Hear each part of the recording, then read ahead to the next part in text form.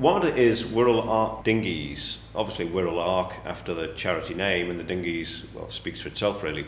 We renovate sailing dinghies. The idea is not to make money necessarily, but to provide occupation for the people who are involved in it. There are a number of furniture restoration social enterprises around the country. There's one in Liverpool, for example. So ours is furniture restoration. It's just that it ain't furniture, it's boats. I mean, here we are, we're in Birkenhead on the Wirral. We're surrounded on water by three sides. There's a lot of boats around, so boats seem to be, fairly obvious choice. There's a boat called the Mirror Dinghy, which is, there's a small dinghy. Most were amateur built. Most were built in the kind of 70s, 80s. So a lot of them are getting to an age where they are either going to go on the scrap heap or they're going to be recycled. So there's a lot of raw material out there for us to get in and work on, and a lot of interested buyers in buying them. The idea came, basically somebody gave me a boat. Years ago I built a mirror dinghy when my kids were small. There was a guy on the beach and his boat was like half wrecked, and I was talking to him and he said, "Oh, I'm going to chuck it." And I thought, "Oh, it's salvageable, it's not bad." And he said, "Well, if you want it, have it." So he gave me the boat and I hosed it down, and it needed some work. And I did the work in my garage. And while I was doing it, I was thinking to myself, this is really enjoyable. It didn't cost me anything to buy in the first place. So if it all goes horribly wrong, it's not the end of the world. But it's really enjoyable to take this boat that was, a bit battered and needed a repair, and to kind of see it come back to life. Because I think a boat is quite a romantic and beautiful thing. Maybe I'm alone in that, but I do honestly believe that. And as I was doing the work, I thought, if I can get this kind of enjoyment from doing this, then others will. And obviously with working in homelessness, I thought, well, people who come to us could enjoy this as well. Essentially, to give people the opportunity to have meaningful occupation during the day, to stop the sort of endless days that sometimes homeless people have, particularly if they're in a hostel where a lot of things are done, the food preparation and all the rest of it. Time can hang heavy. They brought me here to have a look first and show me the stuff, what they do, and I classed it as like being at work really. It's only 10 till 2, but I used to do 4 days a week. But it was good to give me a sense that I was doing something really, rather than sitting in the hostel all day. It was a case of trying to give meaningful occupation for people, particularly in a hostel kind of situation, to give them a positive routine during the day. People who are homeless often lose self-confidence. They have low self-esteem.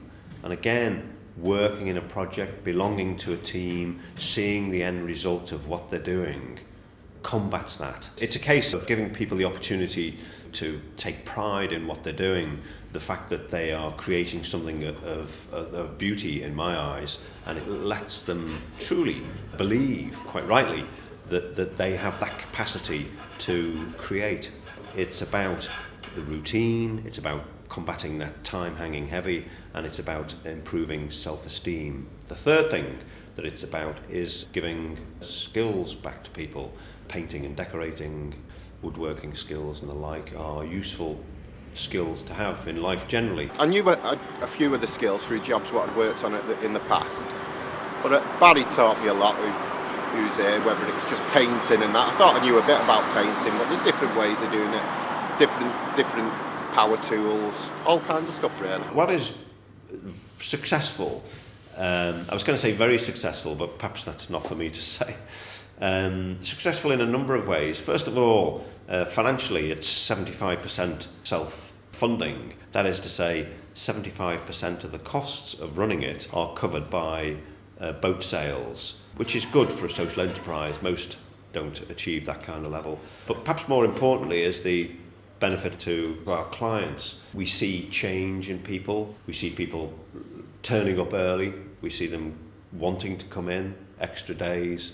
We see a real engagement in this very positive activity, and a real interest in whether it's selling, is it on the market, how much it went for, and a real interest in the progress that's actually being made. They're directing their energies to something which reflects or really shows the value of their input. As far as the criteria for our clients, the whole of this charity, the Ark, is about homelessness. And we remain centred on homelessness. So the only criteria really is that somebody either is suffering homelessness at the moment, maybe in a hostel, or has suffered homelessness in the recent past. So that's the only criteria. I have to say, Barry, the manager, is very good. He has a almost impossible task of trying to produce a professional job with an amateur group, but he does an excellent job, and he maintains a very healthy atmosphere in the place. Part of the process is that the clients are dealing with dangerous tools, dealing with heavy objects that we're lifting. So one of the things that we teach is around risk assessments and health and safety. It's about having rules for how you lift things. It's about having rules for using sharp instruments, whether it's a chisel or a plane or something. And these are useful life lessons, as well as how to paint, or the best way, or a good way to paint. We operate just from 10 till 2, Monday to Friday. And that's enough. If people have been homeless for a while, out of that full-time education or training situation, then if we're going to ask them to re-engage in that kind of life, then to start with, a 4-hour session, albeit with a half an hour break at lunchtime, is probably enough that we can ask. The benefit for the clients is 3 things, to put it very plainly. One is about that positive routine, getting up in the morning, having a reason to get up at that time, to be there, about learning, about being on time, and about doing a good job and all the rest of it. The second thing is about learning skills, because people do learn skills, painting and varnishing, preparation, woodworking. And the third thing is about self-confidence, about self-esteem, that as people can see that they can create change, that in a boat, that their self-confidence improves. I feel it got me used to getting back into work. I'd had a 2-year break. I went into rehab and then the hostels and what have you. And I just feel a bit more confident now, because I've been somewhere like this, ready to go work. And I've learned some new skills, and it's good to put on a CV. They see people come in and they see value attached to the work they've done. If they've done most of the work on a boat that they saw come in as a damaged boat, covered in mud or whatever, and they see it being then somebody paying 400 quid, 500 quid for the boat, then, and the change they've brought about, then, that's quite a buzz out of that.